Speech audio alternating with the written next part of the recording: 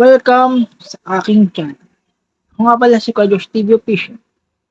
Gumagawa ako ng video about personal life matters, daily lives, and unboxing videos.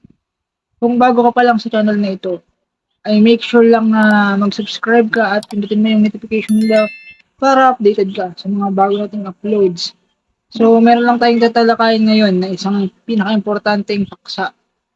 So sana ay suportahan niyo po ako sa aking journey dito sa YouTube. So let's for the ride, let's go.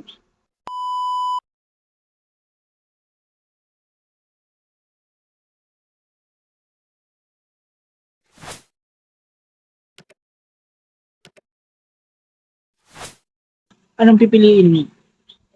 Diskarte o diploma? Ang paksa natin ngayong araw na to ay tungkol sa ano nga ba ang mas mahalaga? Ano nga ba ang sukatan? Yung nakatapos ba o yung hindi nakatapos? Well, para sa akin, parehong halaga ang dalawang nabanggit.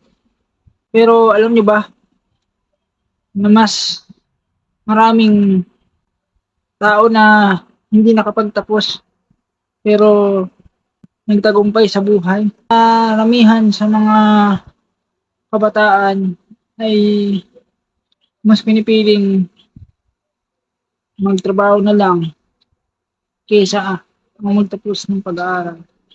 Importante rin naman ang makatapos ka ng pag-aaral. Kasi nga, ito ang bibigay sa iyo o ito ang susi para mas gumanda yung kinabukasan mo.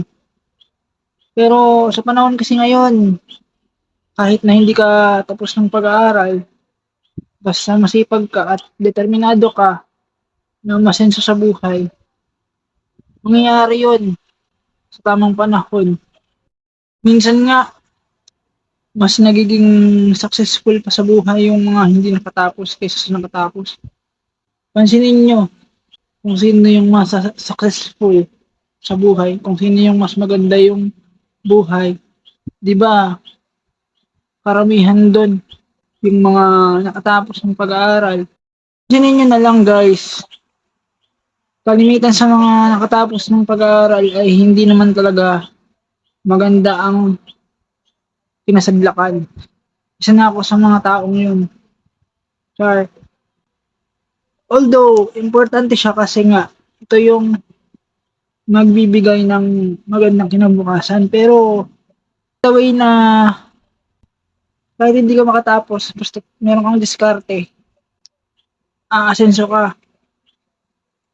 Sumama ng sipag at tiyaga. Yun yung pinakasekreto kasi mas maganda pa yung buhay kaysa sa mga nakatapos. Kasi yung mga nakatapos, nagde-demand kasi ng ng malaking salary agad for promotion. Samantalang doon sa mga hindi nakatapos, okay na sa kanila kahit magkano yung kita nila. Hindi yan sa sitwasyon guys. Kasi kung, halimbawa, may story kasi yun eh. Halimbawa, hindi naman nakatapos yung isang tao. Kasi nga, dala ng sobrang kahirapan sa buhay. So, hindi naman natin yun ginajudge. Kumbaga, tinitingnan natin yun or nilook forward natin yun na parang inspiration. Kasi kahit na mahirap sila, nagbabano pa rin sila ng buto or nagtatrabaho pa rin sila para magkaroon ng magandang buhay. Like sa mga nakatapos nga pero tingin mo naman nakatambay lang sa bahay, kagaya ko. So, inaamin ko, nakatapos ako ng pag-aaral pero hindi ko alam kung saan ako dadalhin ng tadhana. Kaya nga ito, sinusubukan ko ang ganitong uri ng ng trabaho. Kahit pa paano naman, meron tayong yung mapanghahawakan. Hindi ko naman minamaliit yung mga hindi nakatapos kasi nga sila yung mas nagtatagumpay sa buhay. Sila yung mas gumaganda yung kinabukasan. For example na lang, sa mga taong hindi nakapagtapos, di ba, sino yung mga successful na mga tao, yung malalaking tao?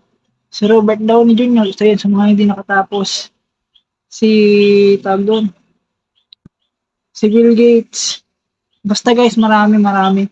Kaya wala tayong karapatan na i-judge yung mga tao kung hindi man sila nakatapos kasi kanya-kanya yan ng ano, kanya-kanya ng timeline.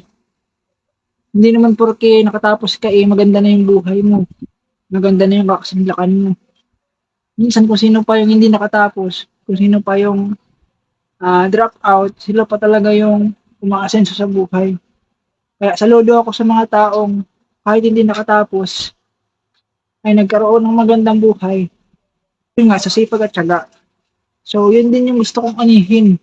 Kahit na ganito lang ako, simpleng tao lang. Gusto ko rin umasenso sa buhay, sa sarili kong pamamaraan, sa sarili kong idea. Kaya nga, ito, nagtataga ako. Tinataga ako kahit minsan napapasok ko na talaga ako. Gusto ko na sumuko pero mas nangingibabaw yung yung pangarap na gustong maabot kaysa sa pagsuko. Kasi pag sumuko ka, talo ka eh. Di ba ganun ba yung kasabihan? Pag sumuko ka, talo ka. Kapag lumaban ka sa buhay, kapag inilaban mo yung pangarap mo, panalo ka na ron. Hindi ka man manalo sa unang attempt, sa pangalawang attempt, sa pangatlong attempt, sa pang-apat or sa panglimang attempt, for sure na yan. Yung pagkakaloob na yan sa'yo. Basta samahan mo lang ng tiyaga at sipag, siguradong asenso ang buhay.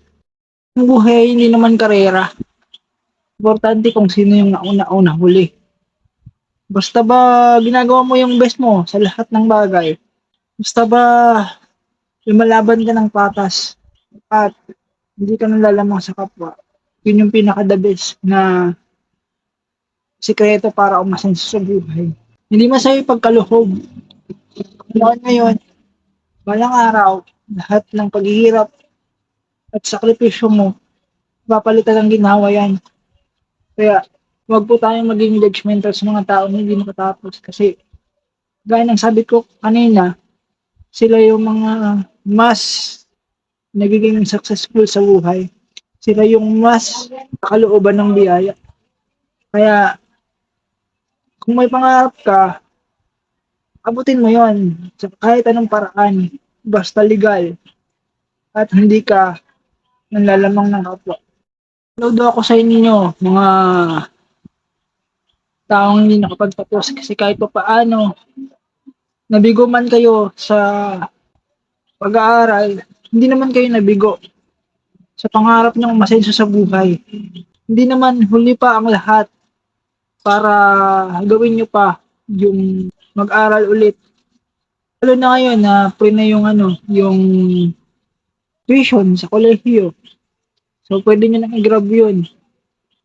I-grab niyo na yung opportunity habang malakas pa kayo, habang may oras pa. So paano? Hanggang dito na lang ang video na to ha. Kung may nais kayong talak sa comment section sa baba at babasahin ko na lang. At huwag niyo makakalimutan mag-subscribe, mag-like at mag-share. Ito ulit ang inyong host na si Kuya Josh TV Official na nagsasabing hindi importante kung ano man yung sasabihin ng iba sa'yo. Basta ang importante, ginagawa mo ng mahusay at may buong katapatan ng iyong pangarap. Paano? Magkita-kita na lang tayo ulit sa susunod na video ha. Huwag niyo pa kakalimutan mag-subscribe ha, mag-like at mag-share. So, thank you. Support. Mahal na mahal ko kayo guys. See you.